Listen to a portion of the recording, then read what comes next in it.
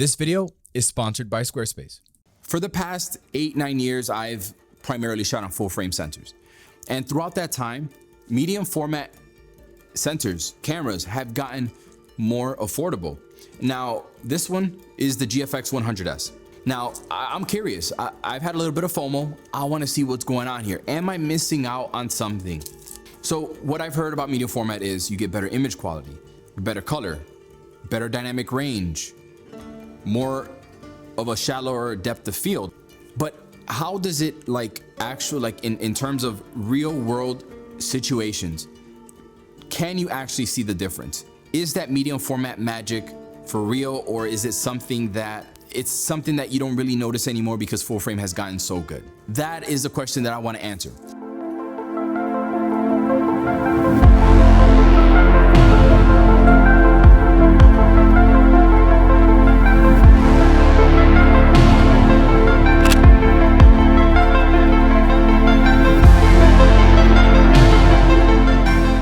So second shot, and again, I'm not trying to build a portfolio here of great photos. I'm trying to find good photos, decent photos, but also good example shots for this test. So now I'm gonna shoot the train tracks from a different angle. Now, instead of just under it, we're still in the shadow, which is great. That's in shadow.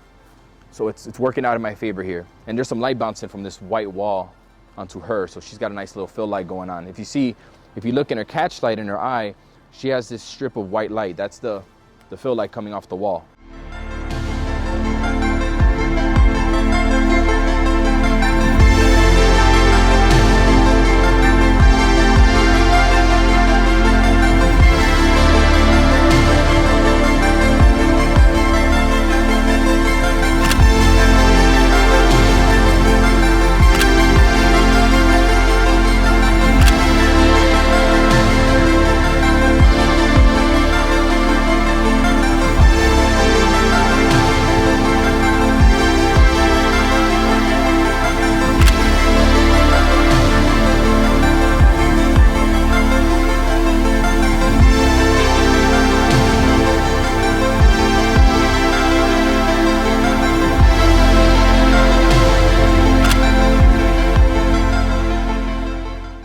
So the first topic I want to address, does medium format have better color?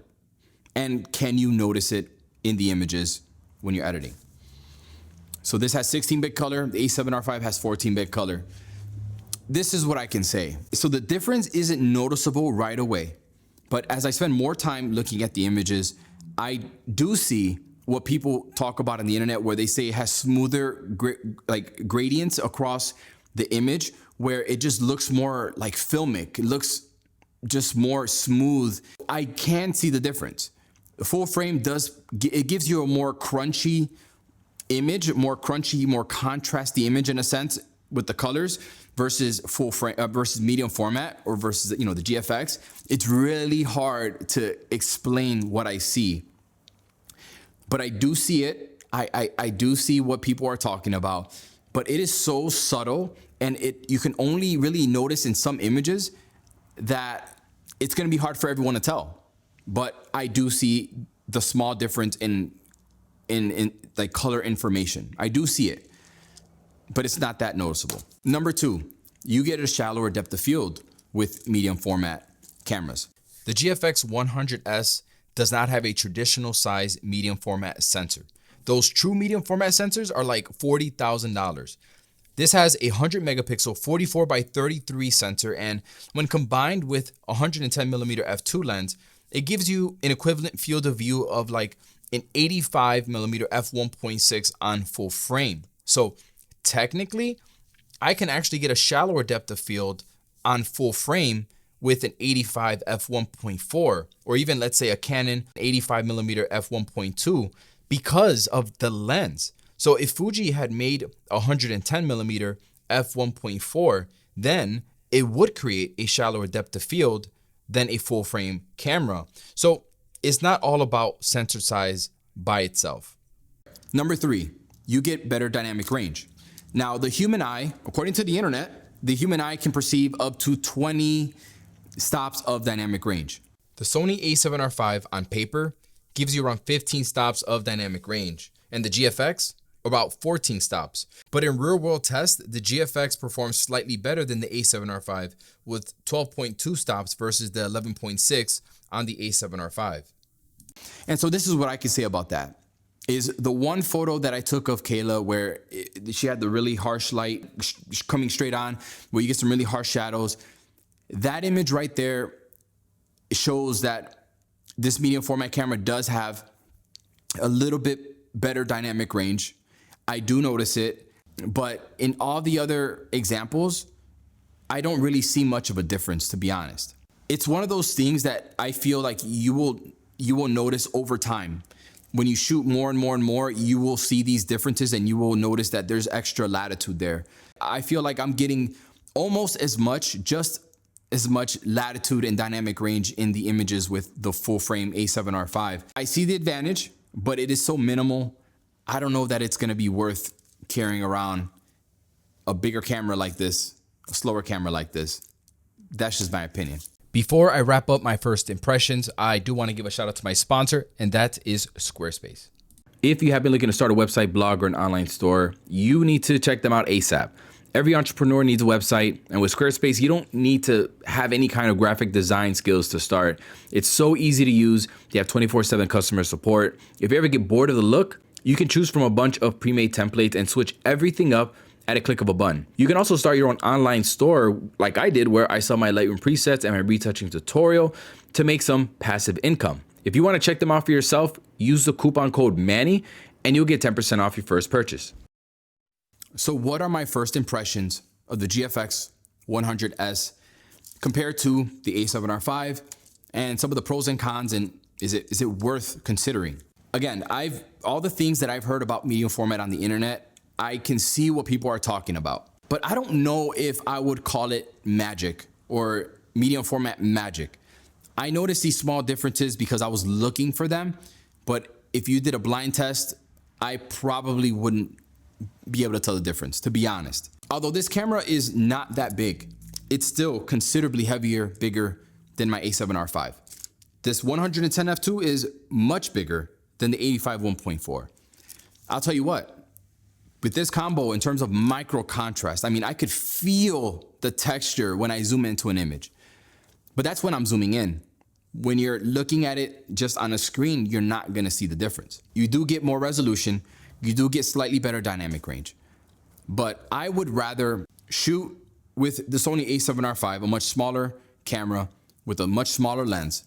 I get very similar output out of that camera compared to the GFX. I don't have as many megapixels, but I mean, do you need any more? Zooming in, I mean, there's just so much detail on both files. I just don't know why I would need any more than even 60.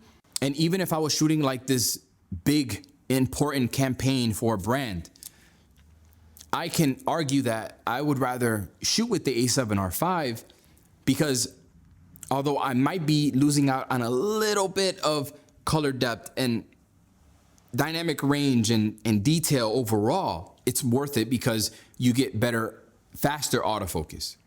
Is that if I'm working with a subject that's moving, knowing that I'm not gonna miss the shot with the A7R5 and I'm still getting like peak image quality, really top-notch images, you know what I'm saying? I could get pretty much the same outcome with a much smaller camera, a much smaller lens. I think that, personally speaking, using it one time, my initial impressions, I don't think medium format is worth it. I think full frame has too much to offer right now. Too much of, lens selection, size and weight,